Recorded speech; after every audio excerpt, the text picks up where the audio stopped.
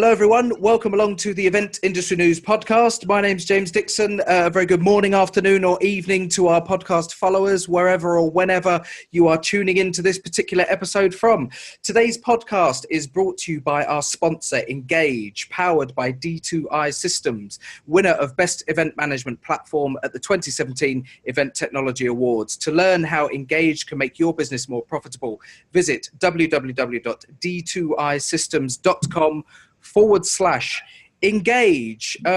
And on with today's episode. And we're pulling on our Lycra and pulling on our pumps. And today we are talking FitLiving. FitLiving is a 2-day fitness and wellbeing festival launched last year. It will take place on the 28th and the 29th of September 2018 for its second run.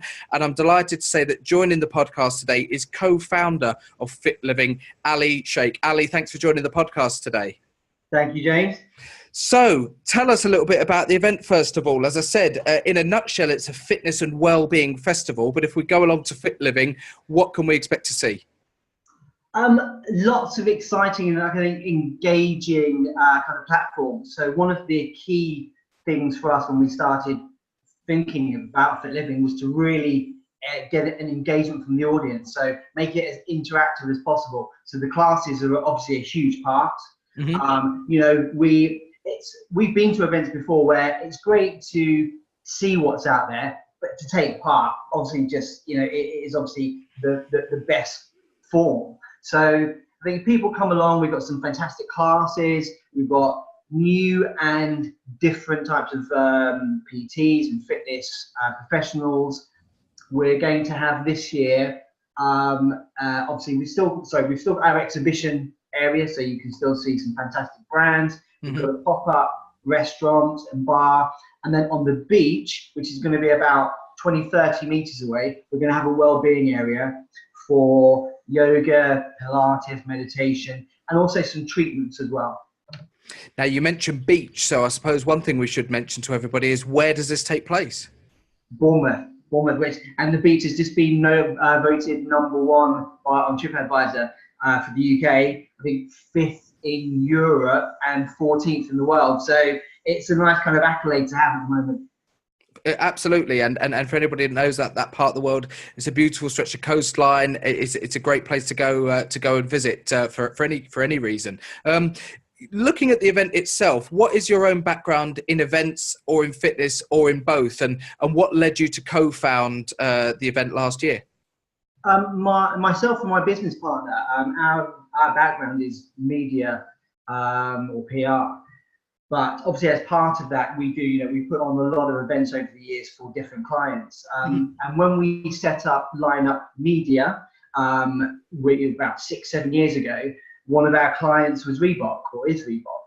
And so we got a real introduction to the fitness market, fitness audience. And as the years have gone by, I mean, it's ever changing, and it's a really, really interesting sector. So last year, or the year before that, so 2016, we started thinking, you know what, there's some fantastic events out there that are still currently going, but we felt there was something that we could potentially add, especially down here. And so it kind of started to formulate just us thinking, well, we put on events for clients, that's our experience, we can obviously market it, and the two kind of came together.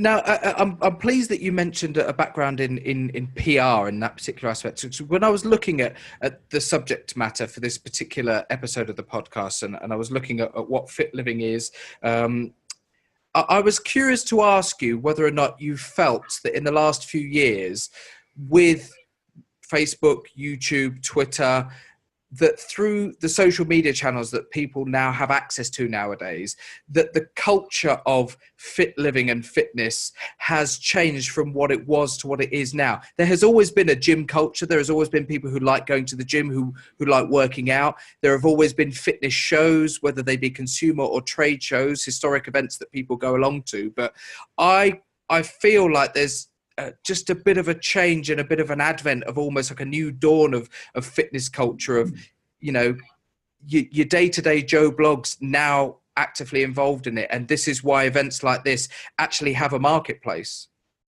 100%. I mean, this, with Instagram coming to the forefront, obviously it's allowed people to have a platform to really showcase themselves, the brands they like, clothing. And I think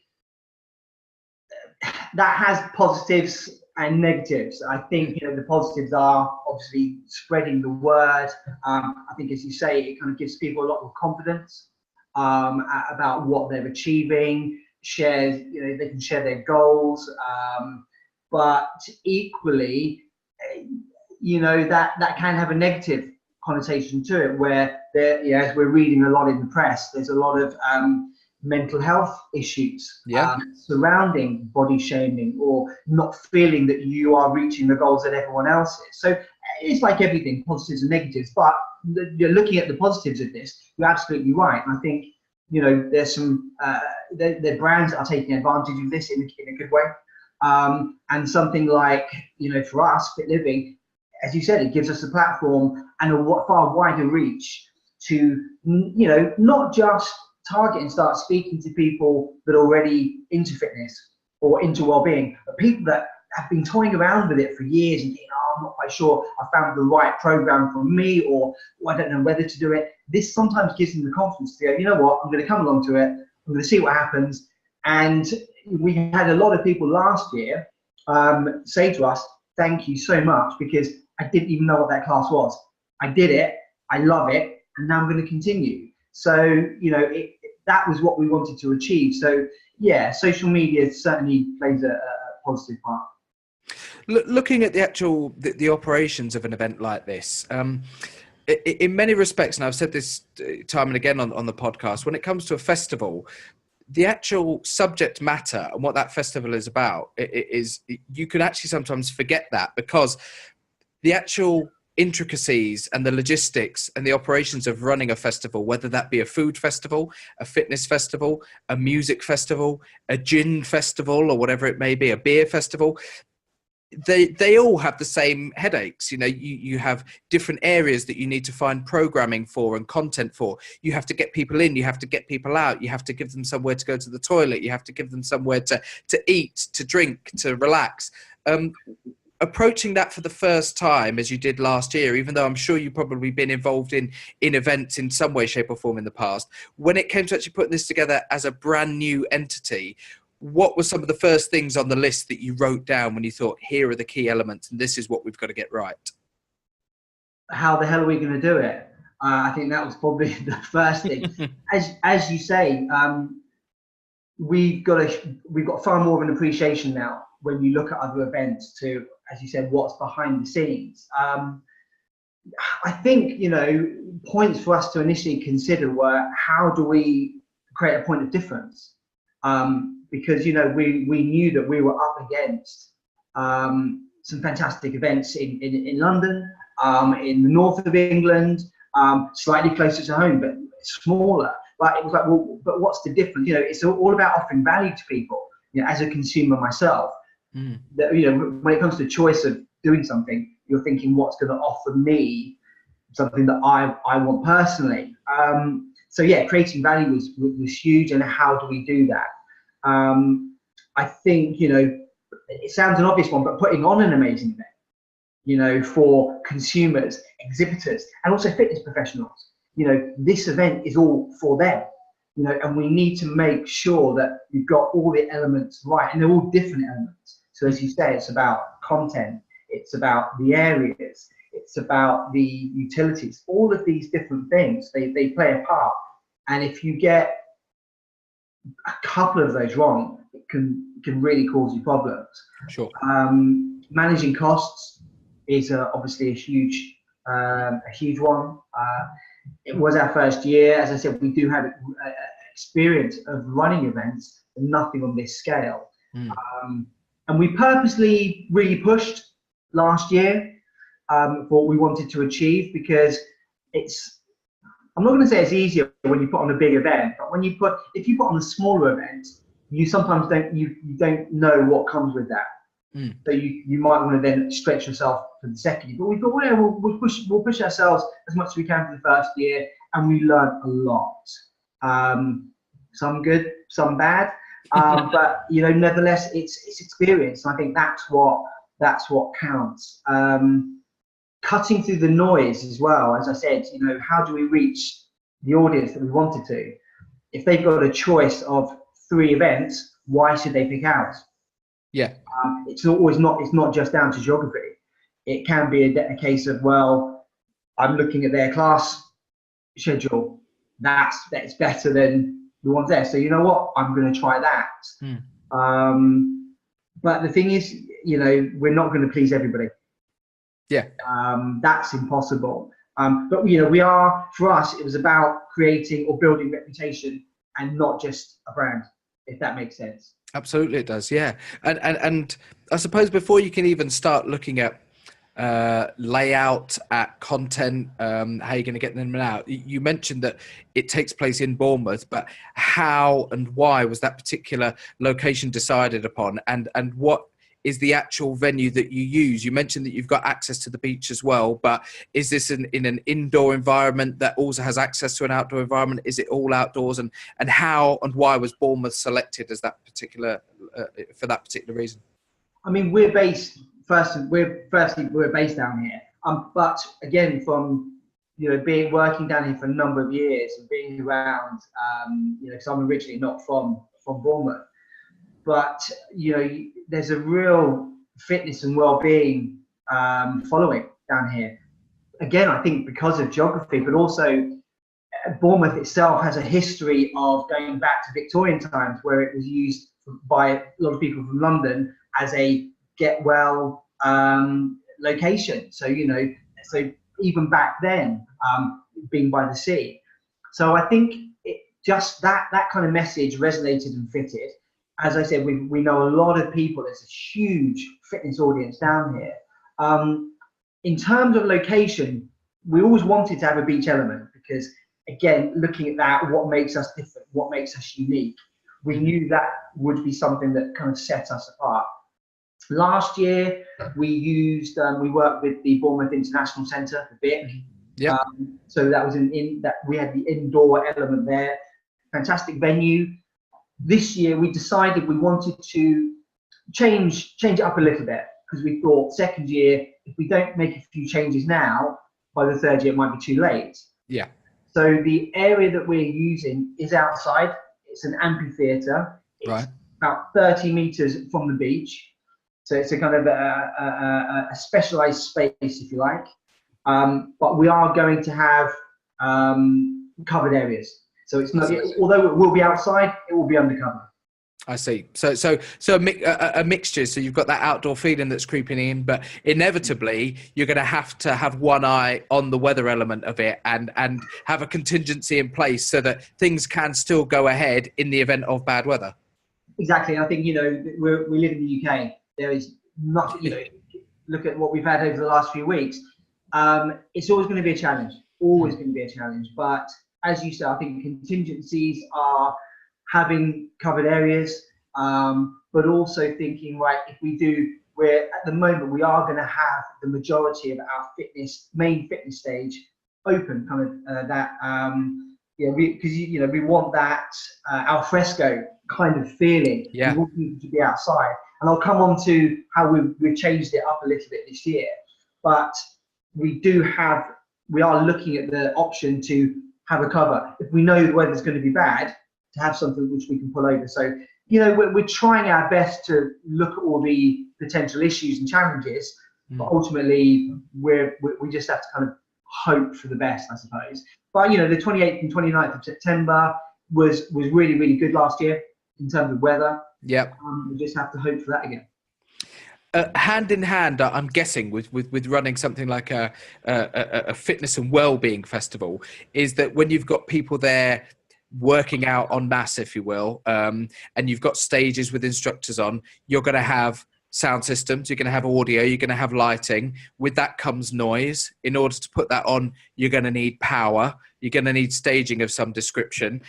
When it came to actually the beginning of that, licensing it and putting the idea forward to presumably the local authority that you've got to sit down with and say, here's what we propose to do. How forthcoming were they with the idea, and how much tweaking was there with the initial event last year to make it compatible with what they wanted to do from a licensing point of view? So, as I said, we worked with the BIC last year for the area that was indoors, but we did work with Bournemouth Council and Bournemouth Tourism for the beach area. Mm-hmm. So they were already aware of us. They already knew us, what we were all about. And last year was great. It was really, really good to work with them, actually. And Bournemouth as a tourist destination is, it's well known. But like any council and tourists, they want to bring more influx and more footfall into the town. So they were really, really helpful because they understood the benefits of showcasing where we were and what we were all about. And as I said, we're the only fitness festival certainly in this area. As you say, what we've done this year is, because a lot more of it's outside, we've had to consider a lot more in terms of noise, as you say, how that will impact on how we set up the event in the initial stages. So working very closely with the guys on the seafront, with tourism, with the council. But as I said, touch wood, at the moment, they've been really, really helpful because I think they see the value in what we're offering. This isn't just about us saying we want to put on an event, we want to make money. It's not just about that. It's about giving people a really, really good time, but showcasing the town as well. So yeah, they understand that, and I said they've been really, really helpful. When it's come to planning the I suppose the technical infrastructure of it, then have you been able to you will have to go out and source suppliers to do all of that, but have you, once you've actually done that, have you utilize their technical knowledge by way of helping to plan some of these elements? So with this outdoor side of things and an element of noise control having to come into play, presumably, how closely have you worked with your various contractors to start planning those elements and draw on their expertise? I mean, that's again, one of the things that we learned from last year, working with people that kind of really share your vision. There's a lot of people out there that I'm sure just want to work with you because you're going to pay their fee and that's it.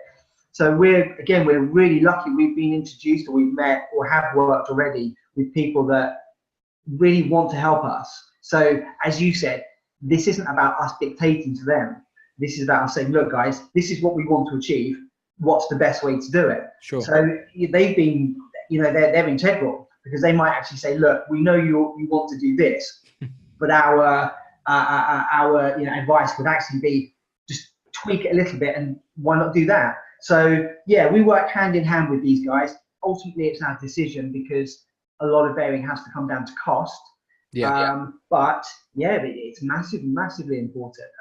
Not just with the guys that are putting on, creating the event, but we've had a lot of conversations, and we're getting a lot of support from fitness professionals who again are introducing us to people that we don't know or are new to the scene and want to make their mark. And this is a perfect forum and platform for them to do it on. So again, it's we're giving people something back as well, and I think that's it. It's kind of a bit of give and take. I would guess that the move from within the International Centre to this amphitheatre and the sort of the semi-outdoor location means that visually it's going to be presented in quite a different way than visitors who came to last year's event will familiarise themselves with. So they'll have got used to the layout over 2 days last year. They'll come back this year, it'll be totally different. As a result of that, are you conscious about numbers? And will you be increasing the size of the event, or are you going to keep it around about the same sort of size and then look to get bigger, given the change of location, if you will? Yeah, no, fair points. I think we've had to. The event last year did give us a far bigger space and footprint.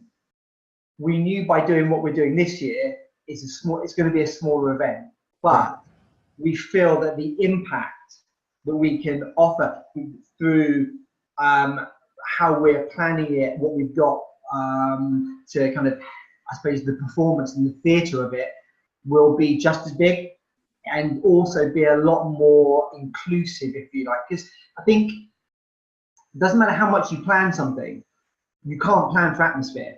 You can't plan for how people are going to interact. You think you can. And last year there were just certain areas or pockets which didn't work as well for us. So this year we've taken a lot of feedback from the audience, from exhibitors, as I said, from fitness professionals, and we thought, right, we're going to structure it. So we've added in a bit of a B2B element this year called Fit Biz. Right. Where we're wanting to give a bit of value back to certain PTs or people in the industry that want to know how to market their brand or how to get more clients, something like that. But again, getting really well-known people from the industry to come talk to them. So that's the value that we're kind of giving them. It's not, we're not calling it a networking event because we don't necessarily like networking as such. You know, let's say how it's very difficult for some people to network. It's more of a social kind of learning seminar for B2B audience. Then we've got Fit Mix, literally straight after from 4 p.m. until 10 p.m. And this is really exciting for us because, again, one of the pieces of feedback that we had last year is that people love the high intensity, the really cool soundtracks. So what we're trying to do this year is bringing in that element, getting in some really cool DJs who we're going to be announcing to play alongside some of these fitness professionals. And putting together that night, all the classes will be dance focused, you know, clubber-sized. So we're going to have a really nice light display. We're going to have glow sticks. So if you imagine, sun's going to go down about 7:30ish. You know, it's going to be that kind of Ibiza vibe. People are going to be outside, and you're going to have all the lights on. And that's the atmosphere. That's the energy that we really want to create. You're going to be by the beach, so you're going to have that kind of that smell, if you like, you know, and we really, you know, that's really exciting for us because it's something different, something to showcase. And then on the Saturday, we've got the Fit Living closer to what it was last year, but still as exciting, still as different. And I mean, one thing I was going to say is that when it comes to financing, if that's the right word, in an event like this, and budgeting for it, you know, a lot of festivals that they will look on things like, well, the ticket sales is their primary source of income, and then you will have things at a music festival like the food concessions who pay a price to come and have a pitch there for the money that they're going to then make over the course of that weekend. Now, given the nature of your audience, I would guess that there is potentially a big marketplace for suppliers and companies of all shapes and sizes and offerings to come along and pay to be at this. You know, when we think about the major gym and fitness club operators, sports brands, whether that be clothing or nutrition or anything like that, there's obviously a marketplace for this here, and is something that you can presumably tap into or look to tap into to help bring revenue in to support the event. Yeah, exactly. I think, you know, as you say, there are limited revenue streams for us. I think last year was quite difficult because it was the first year. People obviously want something proven. But, you know, as I said, we had a lot of brands that believed in what we were doing, supported us, brands that we're speaking to again this year. So it kind of obviously showed that they did receive value from that. So I think, yes, exhibitors is a key area for us. We're speaking to some great brands at the moment. We're looking for more. Sponsorship. In terms of the different areas, obviously that's going to be key. Ticket sales, as you kind of mentioned, but I think we don't want to necessarily rely on ticket sales at this stage. I think, you know, with an event like this, in terms of the planning, you've got to think, well, how am I going to put on the event now? And then ticket sales are almost that kind of bonus. Sure. Food, I think food is a key one for us. It's not going to be the major driver, but what we offer to the audience in terms of the food, the drink, that has to be key for us. So that to a degree will help finance, but it's not going to be a huge part. But we've got lots of sponsorship opportunities still. We are speaking to a few brands. So yeah, if there's anyone out there that's interested in learning more, obviously they can contact us directly, and I'll give you all the details at the end as well.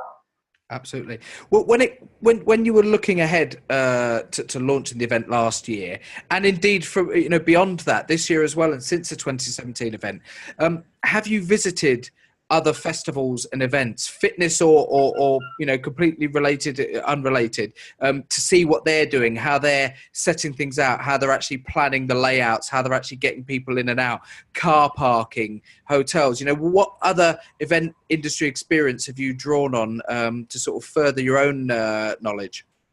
I think you know, we did visit a lot of the events last year, because obviously to see what they were doing, they've got experience.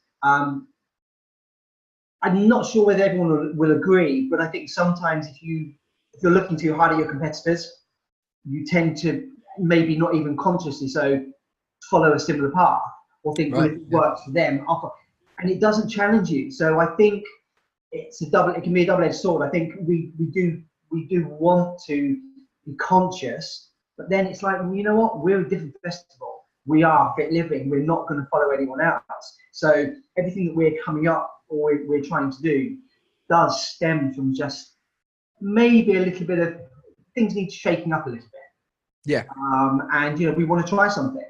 And if we can be that, if we can be an event which we're the ones messing around and sampling and changing. People look at us and think, I like what they're doing, I'm going to do it. Great, fantastic. But yeah, I think we do, again, this is where we rely on our suppliers. So they're the ones that say, look, we've been doing an event, we saw this is an issue, you might want to reconsider this. So again, going back to one of the initial questions, a lot of it is just, working very closely with these guys who have more experience than us. And I guess if you've got a very, very clear vision of what you want to achieve, of what you want to see visually, of how you want that atmosphere to be, I guess that makes the job easier, and you have less of a requirement to go out and see what other people are doing if you have such a clearly defined vision, which you guys seem to have. Yeah, exactly. And I think that's it. You know, it's scary. I think when you're trying to do something different, or you're setting up a company or setting up an event, there's a certain amount of belief which you've got to have.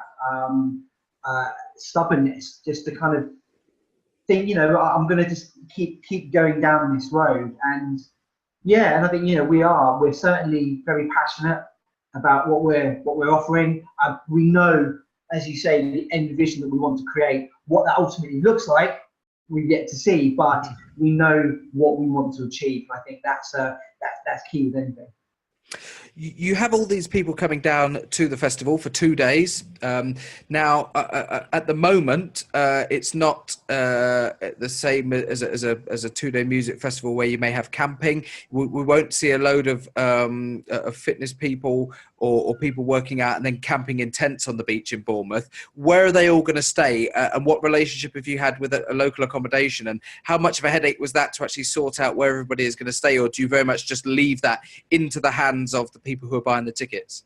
Yeah, I think, you know, with people buying the tickets last year, we certainly said, look, here's how you get down. We did give them links to different hotels, but we didn't have a hotel partner last year.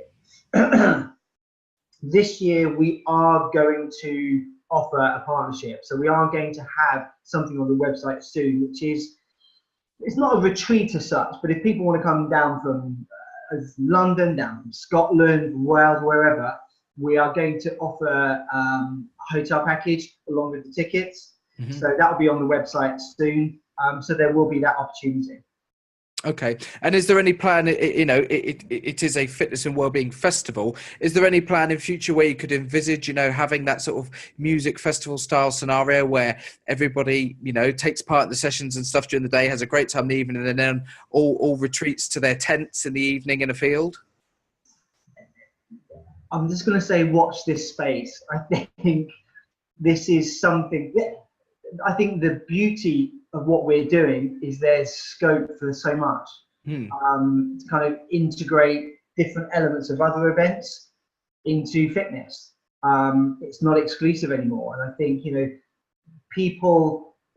fitness is more about a lifestyle now. Not about saying, well, I work out every day, I do X amount of classes. It's actually how you live. And I think people are as interested in going to a fitness festivals or events as they are going to music events now. So yeah, there's a real opportunity for us and other brands. Yeah, and I think you're absolutely right. And on that subject, I think that as much as they will go to festivals like this, as much as music festivals, what this also does is the advent of other types of festivals serving other subject matters for suppliers, as well as also open the door. You know, suddenly they're not all just constrained to fighting over the business for music festivals and what we would traditionally think of as a festival. But, you know, we see more and more food festivals cropping up, drinks festivals as well, fitness festivals. You know, any area of interest or hobby or activity now has a festival or a major event over a period of days that serves them. And I think what that's doing is it's opening up more doors for everybody in the events industry. Exactly. And I think as a brand, or brands as well, are, when they've been doing something for 2, 3, 4 years, they're potentially meeting the same people. It's under the same kind of infrastructure. Are they building another audience outside of that? So I think actually offering something where they think, you know what, yeah, we could start marketing to this. It's a new audience. You know, we're tweaking something. So again, this is something which we were, when we started speaking to a few brands, that's what they're most interested in. Well, that was of interest to them most, because they were thinking, you know what, we've done this now. Let's try something different. So as you said, you know, it's the more that's out there, the more opportunity for them to engage with a wider audience. And if people want to find out about FitLiving, give us the website address to tell us how people can get in touch with you. Well, www.fitlivinguk.com. Yep. And you can go on there, find out more about us, and then go order tickets as well. Book your tickets. We have got early bird at the moment, so tickets are anywhere between £10 and £25. We're on Instagram, Facebook, and Twitter as well. All the usual platforms, I've absolutely no doubt, given your own background. And we've been talking today to Ali Sheik on the podcast. Ali is the co-founder of FitLiving, a 2-day fitness and wellbeing festival that takes place down in Bournemouth on the 28th and the 29th of September this year. And just proving, I suppose, that there is the event industry is sometimes much wider than we see it. Ali is going to face all of the same issues and headaches and question marks with his event as music festivals, as gaming festivals, as food festivals will no doubt encounter. And I'm sure a lot of you listening in and tuning into the podcast will have empathy and be able to actually offer something into the mix if Ali ever needed your help. So do get in touch. It's good to see people talking to each other. Ali, thanks very much for joining the podcast today. And the podcast is brought to you by our sponsor, Engage, powered by D2I Systems, winner of Best Event Management Platform at the 2017 Event Technology Awards. To learn how Engage can make your business more profitable, visit d2isystems.com/engage. Don't forget to stay up to date with all of the latest news from eventindustrynews.com, and get any questions and comments about what's happening in the industry to us via Twitter using @eventnewsblog. We are also on Facebook and Instagram as well. Just search for Event Industry News. And it brings us to a nice conclusion on today's event. Ali, all the best for FitLiving 2018. Very best of luck, and hopefully we'll speak to you again on the podcast in the future to find out how things are progressing and how it is growing into a behemoth of a festival. That would be fantastic. Thank you, James. Not a problem at all. Thanks to all of our followers for tuning in whenever or wherever you've tuned into us from, and we'll see you on the next episode of the Event Industry News podcast. Goodbye.